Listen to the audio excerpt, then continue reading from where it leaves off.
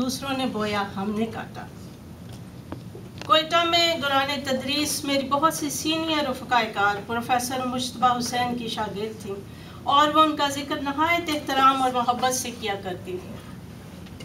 ایک استاد کے لیے اس سے زیادہ عزت و توقیر اور کیا ہوگی کہ اس کے شاگرد اس کی شخصیت اور علم کے سحر سے کبھی آزاد نہ ہو۔ مجتبیٰ حسین ان اساتذہ میں سے تھے جن کا اپنے شاگردوں سے رشتہ کلاس روم سے نکل کر ان کی شخصیت کی تشکیل و تہذیب میں ممد و معاون ثابت ہوتا ہے، اور ان کے شاگرد ساری عمر انہیں آئیڈیلائز کرتے رہتے ہیں۔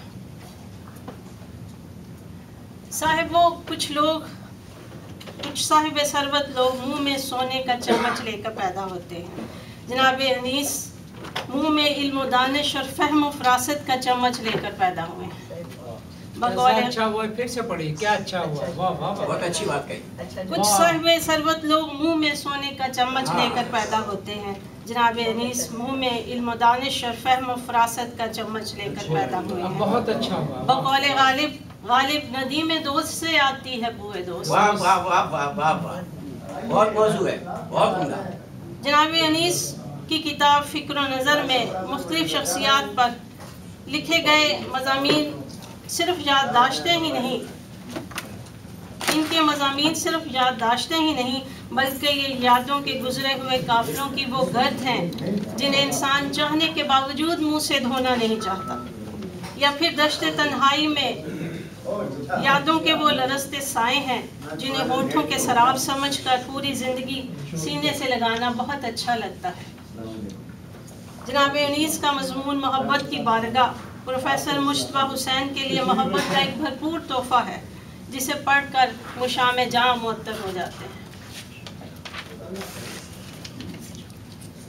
جناب انیس کی کتاب کا ایک بڑا حصہ سیاسی کالموں پر مشتمل ہے۔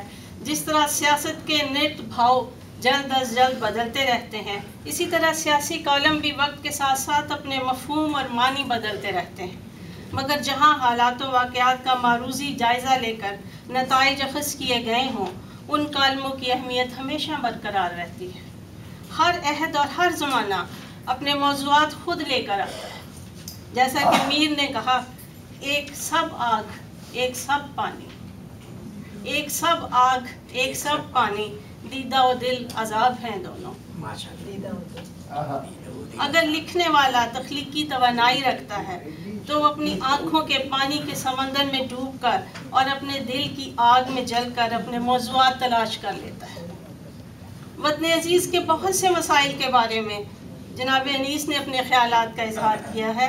ایک جگہ لکھتے ہیں، ایک دور تھا جب لیڈری ان مرد و زن کا شیوا تھی جو اعلیٰ تعلیم یافتہ ہونے کے ساتھ ساتھ علوم روزگار سے بھی آشنا ہوتے تھے۔ قیام پاکستان سے قبل بھی لیڈری انہی حضرات کے ہاتھوں میں تھی، کیونکہ یہ کسی کو راہ دکھا سکتے تھے اور اپنا سیاسی نظریہ بھی رکھتے تھے، مگر قیام پاکستان کے بعد رفتہ رفتہ لیڈری پر وہ طلباء اور نام نہاد رہنما قابض ہو گئے جو تعلیمی اعتبار سے نہایت پست تھے، بمشکل گریجویشن کے پل کو پار کر سکتے تھے۔ ایسے طالب علم جو نہ تو کسی مقابلے کے امتحان میں پاس ہو سکتے تھے اور نہ جن کو علوم سے دلچسپی تھی، وہ لیڈری کی چوکھٹ پر ٹکریں مارنے لگے۔ ایک اور جگہ آپ نے لکھا ہے، ایک اور جگہ رقم دراز ہے کہ سرفروشی کے نعرے وہی لوگ تخلیق کرتے ہیں جن کے دلوں میں دکھ کے آتش فشاں جنم لیتے ہیں۔ یہ اہل ثروت نہیں، اہل دانش ہوتے ہیں۔ جس پارٹی میں جنوں پیشہ لوگ نہیں ہوتے، اشتہارات ان پارٹیوں کو نہیں چلا سکتے۔ آج کے حاکموں سے بہتر تو اکبر اعظم تھا کہ جس نے مختلف امور پر ماہر نورتن رکھے تھے، اسی لیے باقی بادشاہ محض مغلیہ سلطنت تھے، مگر اکبر کے نام کے ساتھ اکبر اعظم کا سابقہ لگا ہوا ہے۔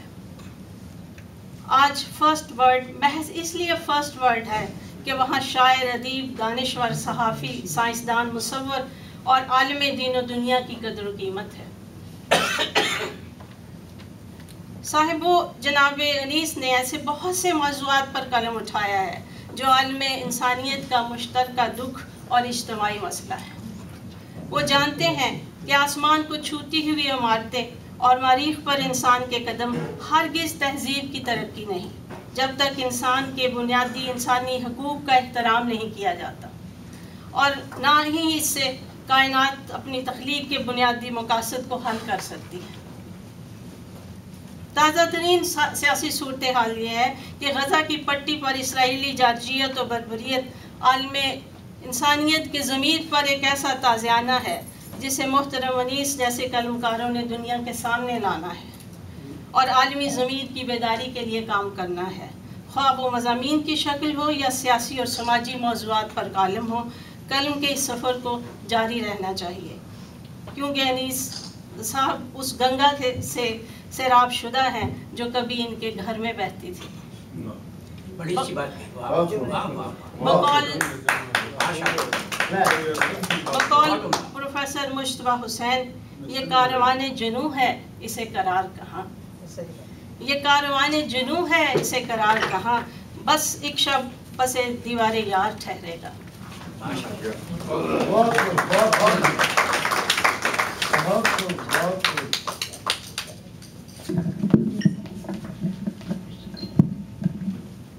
خواتین و حضرات، میں نے آپ سے کہا تھا کہ انہیں کسی کتاب کی سلامی کے لیے کہا جائے اور مکھڑا دیا جائے، تو یہ سلامی بھی بہت خوبصورت پیش کرتی ہیں۔ آپ کا بہت بہت شکریہ۔ اور سیاسی، علمی، ادبی حوالے سے جو لوگ کسی بھی انجمن، بزم یا حلقے کے صدارت پہ فائز ہوتے ہیں تو دیکھنا پڑتا ہے کہ ان کی زندگی کے وہ 20، 25، 30 یا 40 سال وہ کیسے گزرے، انہوں نے ایسے کیا کام کیے کہ لوگ انہیں عزت و تکریم کی نگاہ سے دیکھتے ہیں۔ ہمارے حلقہ ارباب ذوق نیو یارک کی یہ خوبصورتی اور یہ اعزاز ہے، اور خاص طور پہ میں نے 20 سالوں میں جب امریکہ آیا تو ہم بھی انیس باقر کی لائن والے لوگ تھے کہ ظلم کو ظلم کہتے تھے۔ یہاں آ کے ہمیں ڈاکٹر شفیق مل گئے، ڈاکٹر شفیق نے ہمیں اپنے ساتھ ملا لیا۔ کل جب یہ عالم ضمیر کی بات ہوئی، غزہ کی بات ہوئی، تو ڈاکٹر شفیق جو ہے وہ ہمارے حلقہ ارباب ذوق کے صدر بھی ہیں اور پاکستان US فریڈم فورم کے یہ صدر بھی ہیں۔ کل ڈاکٹر صاحب کے ساتھ ہم لوگ واشنگٹن DC گئے، وہاں پہ ہم نے 50,000 سے زائد لوگوں کو دیکھا۔ ہم اس قافلے میں تھے جہاں وائٹ ہاؤس کے سامنے ہم نے ظلم کے خلاف آواز بلند کی، اور وہاں پہ میں نے اپنی زندگی میں مسلمانوں کو اتنی بڑی تعداد میں امریکہ میں نہیں دیکھا۔ اور ڈاکٹر شفیق بھی جو ہیں وہ نہ صرف، میں اس لیے یہ بات نہیں کہہ رہا، اس لیے کہ یہ خود 4-5 گھنٹے انہوں نے ڈرائیو کی، اور واپسی میں بھی ہم نے انہوں نے کہا کہ جو آپ کے کام تھے وہ میں نے آپ لوگوں کو کرتے دیکھا واشنگٹن کی سڑکوں پہ، جو میرا کام ہے میں وہ کروں گا۔ میں جناب صرف یہ کہوں گا ان کے لیے کہ صرف دکھانے کا مقصد یہ ہوتا ہے کہ علم ادب کے لوگ جب ظلم اور زیادتی کے خلاف آواز بلند ہوتی ہے تو اس سلسلے میں بھی وہ سامنے آتے ہیں۔ میں آپ کی بھرپور تالیوں میں ڈاکٹر شفیق۔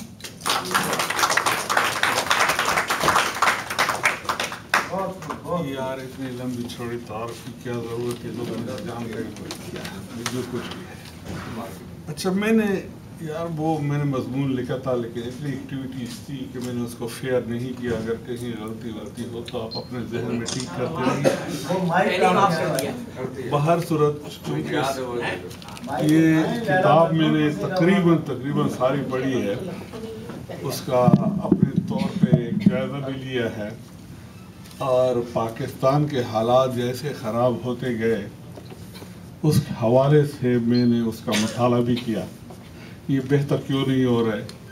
تو اسی تناظر میں نے یہ مضمون لکھا ہے۔ میں نے نہ ان کی تعریف میں لکھی ہے، نہ میں نے ان کی برائی میں لکھی ہے، بلکہ ایک سارے جو حالات ہیں ہمارے تھرڈ ورلڈ کے، اس حوالے سے اس کا ایک نقشہ کھینچنے کی کوشش کی ہے۔ تو ملاحظہ فرمائیں،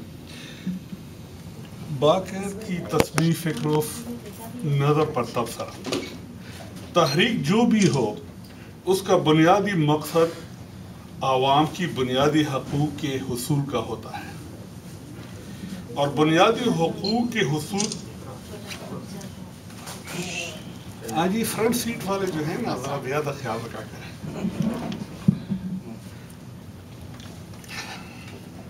اور بنیادی حقوق کے حصول میں انصاف کے تقاضوں پر مبنی نظام کی اہمیت ہوتی ہے، اور انصاف سیاسی نظام کے بغیر حاصل کرنا ایک خواب سے زیادہ حقیقت نہیں رکھتا۔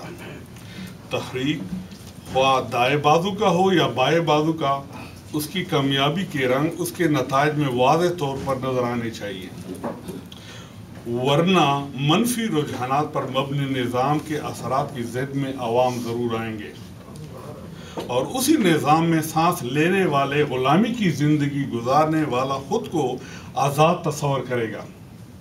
زندگی اور موت کی لڑائی میں بھی اسے قسمت کا لکھا تصور کر کے اس خود کو اس طاغوتی نظام کے حوالے کرتا ہے، اور اس نظام کے خلاف ہر دلیل اس مقولے کے مطابق اپنی معنی کھو دیتا ہے کہ nothing succeeds success۔ پاکستان اس خاص مشاہدے میں بڑی اہمیت کا حامل اس لیے ہے کہ یہاں ہر طرح کی تحریک نے اس کو اپنی سرگرمیوں سے نوازا ہے، اور نتیجہ ہر بار آمریت کی بربریت کے بدنما رنگ میں نمودار ہوا ہے۔ محمد باقر کی کالموں پر مبنی کتاب میں ان خاص رنگوں کا آمیزش خوبصورتی سے ملتا ہے، اور نتیجہ بھی ہمارے سامنے ہے، جس کا واضح مطلب یہ ہوا کہ جیسے حب الوطنی کے نام پر جان دینے کو جہاد کا نام دیا گیا ہے، اس لیے محرکین اپنی تحریک میں عوام کو اس خاص نقطے پر کنوینس کرنے میں ناکام رہے کہ ملک کی اندرونی سرحدوں کی حفاظت اپنی جان کے نذرانوں پر اس طرح کی جاتی ہے جس طرح سرحد پر سپاہی ہر وقت کفن سر پر باندھ کر کرتا ہے۔ تو عوام یا برصغیر کی آزادی میں جان کے نذرانے جس طرح عوام نے برصغیر کے آزادی میں جانوں کے نذرانے پیش کیے، اس طرح سے قربانی کے مواقع قوموں کی زندگی میں بار بار آتے ہیں۔ اب دیکھا جائے کہ اس کتاب میں ان بنیادی اصولوں پر باقر صاحب کی نظر کتنی ہے۔ مثلا ایک مضمون بلوچستان بگٹی کے بعد میں لکھتے ہیں، اگر حکومت کو یہ علم ہوتا کہ اکبر بگٹی کی موت کے بعد ملک کس قدر سیاسی بحران کا شکار ہوگا تو ممکن ہے یہ واقعہ جنم نہ لیتا۔ میرے خیال میں اس فکر کو ایسے لکھا جاتا تو بات سمجھ میں آ جاتی کہ اگر نااہل حکمرانوں کو یہ علم ہوتا، اس لیے کہ نتیجے نے ثابت کیا کہ حفظہ مسجد پر حملے میں بھی 40,000 پاکستانوں کی اموات لکھی جا چکی تھی، تو بلا حکومت کے علم پر اور حکمت علیم پر شک تو چھوڑ، ایک مجرمانہ مہر لگانے کے سوا کوئی اور راستہ تلاش کرنا اس جرم کی حوصلہ افزائی کے مترادف ہے۔ کہنے کا مطلب یہ ہے کہ ان جرائم پیشہ حضرات کی سنگدلی میں محمد باقر کا یہ مضمون قابل غور ہے، جس میں لانگ مارچ کیا کھویا کیا پایا پر تبصرہ میں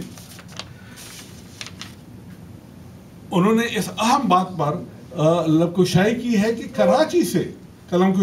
کہ کراچی سے دارالسلطنت کا مقصد میں گراؤ کا کراچی سے دارالسلطنت کے انتقال کا مقصد میں گراؤ کا خوف تھا۔ دراصل ایوب خان ایک فوجی تھا اور سیاستدانوں کو کنٹرول میں ان کو اژدھا کے منہ میں دینا تھا تاکہ فوج کی بالادستی قائم رہے، اور اب تو ان کا مقام ہولی کاؤ کا ہے۔ اگر میں غلط ہوں تو مشرف کے مقدمے کو ذہن میں رکھیے، اور جن حضرات نے عوامی تحریک کو ناکام بنانا ہوتا ہے تو وہ کراچی میں بھی کر سکتے تھے، یعنی وہ قلعہ کی تحریک پر فائرنگ سے بھی اندازہ لگایا جا سکتا ہے، اور لانگ مارچ جن میں بچے اور خواتین بھی شامل تھے، اور کوئٹہ سے کراچی اور کراچی سے اسلام آباد تک کا مارچ سے ان کا دل نہیں پسیجا، تو بھلا ہم نے ان کے بارے میں سوچنے کے معیار میں تبدیلی لانی ہے۔ ہاں، یہ بات جان جوکو کا ہے، لیکن تحریک چلانے والے اس بات کو ذہن میں رکھ کر جب چلاتے ہیں تو ان پر پھر جس طرح جنگ بندی کی اصول ہوتے ہیں وہی اپنانے ہوتے ہیں، ورنہ ہوگا یہی جو ہوتا رہا ہے کہ مرض بڑھتا گیا جو دوا کی۔ اس سے پہلے اسی فورم سے ایک اور شخصیت میں یہی کہا تھا کہ انہوں نے کراچی میں 100 سیمینار کیے، اور وہ بھی جنگ فورم پر۔ اتنے زیادہ سیمینار کا نتیجہ کیا سامنے آیا ہے کہ کراچی بطخوروں کی آماج گاہ بن گئی، اور یہ موذی مرض کی طرح دوسرے اضلاع میں پھیلتا گیا، بلکہ لندن کی اکانومی بھی اس بطخوری نے اپنی چھاپ دکھائی۔ मोहम्मद बाकर की तस्वीर की कुछ मज़ामीन पढ़ने के बाद कयास यही था कि इसमें जनरल मुशर्रफ और अल्ताफ़ भाई का तस्करा नहीं होगा। अगरचे जनरल मुशर्रफ का तस्करा हल्के पुल्के लहजे में 2 दफ़ा देखा है, लेकिन अल्ताफ़ भाई अनकात है, जिससे इस तस्नीफ़ की अहमियत का अंदाज़ा तरीक़े हवाले से यही है कि हुकूमती या अवामी सतह पर तहरीकों में शिस्त लेने में सियासी तसाहुल है और निशाना छूट जाने में मुल्क की बिगड़ती हुई हालात का एक वाज़ेह अक्स है। और बाकर साहब ने बाएं बाजू के मुजाहिदीन का तस्करा करके आवाम को उनसे रशनास कराया, और अब के आवाम जो भी कदम उठाएंगे और उसमें अज़ाफ़त का अंसर तलाश करके कामयाबी से हम किनारी के रास्ते का तायन ज़रूर करेंगे।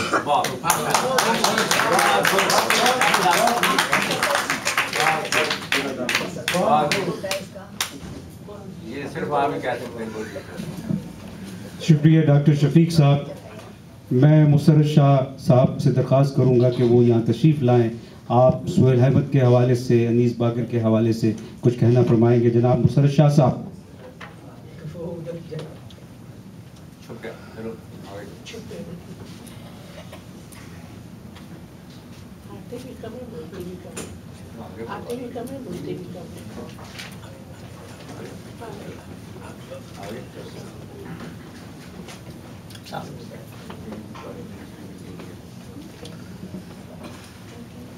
मैंने ज़्यादा वक्त नहीं लूँगा। सुहेल से मेरी बहुत दोस्ती है, इस हवाले से उनका एक अपना नज़्म का पहलू जो भी है शायरी का, वो एक अलग मौजू है, मगर एज ए बहैसियत इंसान सुहेल में बहुत खूबियाँ हैं। और एक ये खूबी है कि आप कभी भी कराची में जाएं, किसी वजह से भी ना, आप इनकी मेहमान नवाजी का लुत्फ़ उठा सकते हैं। और दूसरा एक और उनका हमदर्द पहलू है कि पॉलिटिकली उन्होंने ना काफ़ी अपनी जो ज़्यादतियाँ थी मुल्क में, उसके ख़िलाफ़ उन्होंने बहुत फ़ाइट की। हमारी तरफ से ये कैंडिडेट भी थे यूनिवर्सिटी में सदर के, और किसी वजह से बकौल इनके एजेंसीज़ ने साजिश करके इनको हराया था। ये इनका अपना नुक्ता नज़र है, मगर ये कि कराची यूनिवर्सिटी में बहुत पॉपुलर थे। और नज़्म के हवाले से अभी मैंने उनको ज़्यादा नहीं पढ़ा, मगर मैंने ये काफ़ी दोस्तों से सुना है कि नज़्म के हवाले से काफ़ी अच्छा उनका शायरी हो रही है। और जहाँ तक अनीस भाई का ताल्लुक़ है, पिछली दफ़ा मैंने इनके लिए न्यू जर्सी में प्रोग्राम किया था, शायद अनीस बाकर को याद होगा, जर्सी सिटी में। नहीं, कोई इतनी मुख्तसर सी बात करनी थी मुझे। तो और अनीस बाकर एज ए प्रोग्रेसिव हवाले से शुरू के बड़े अपने अर्ली दौर के लीडर थे पॉलिटिकली, और एक उनका रिश्ता सब लोगों ने बताया प्रोफेसर मुश्तबा हुसैन से। मुश्तबा हुसैन का जब नाम याद आता है तो ये होता है कि जोश साहब और ये वो भी उनकी अथॉरिटी को मानते थे। और बस मुझे यही कहना था, और सुहेल साहब और अपने अनीस बाकर को मैं वेलकम कहता हूँ। मैं थैंक यू वेरी मच। शुक्रिया मुसर्रत शाह साहब। मैं जनाब हमारे ख़ास तौर पे इल्मी हस्ती हलकों में एक ऐसा नाम, आप ना सिर्फ दानिश्वर हैं, शायरी के हवाले से आपकी शायरी जो है वो तमाम लोग ये कहते हैं कि आप बहुत उम्दा शायरी करते हैं। इनका नाम एक बड़ा नाम है, और ख़ास तौर पे ये बड़े धीमे लहजे में आम ज़िंदगी में बात करते हैं। सुहेल अहमद के हवाले से और अनीस बाकर भाई के हवाले से ये हाज़रीन महफिल को यानी कुछ कहना पसंद फरमाएंगे। मैं जनाब अहमद मुबारक साहब से दरख्वास्त करूँगा यहाँ तशरीफ़ लाएँ।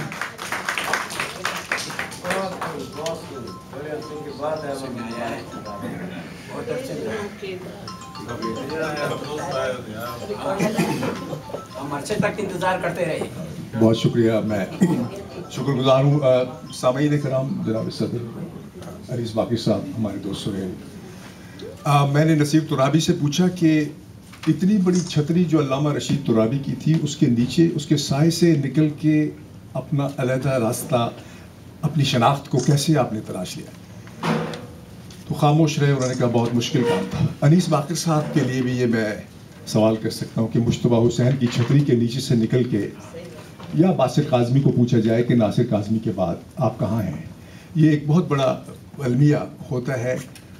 आगे आने वाली नस्ल के लिए कि इतने छतनार और इतने अजीम लोग इस तरह के मैं देखता हूँ कि ये दुरुस्त है कि मिज़ाह या ज़राफ़त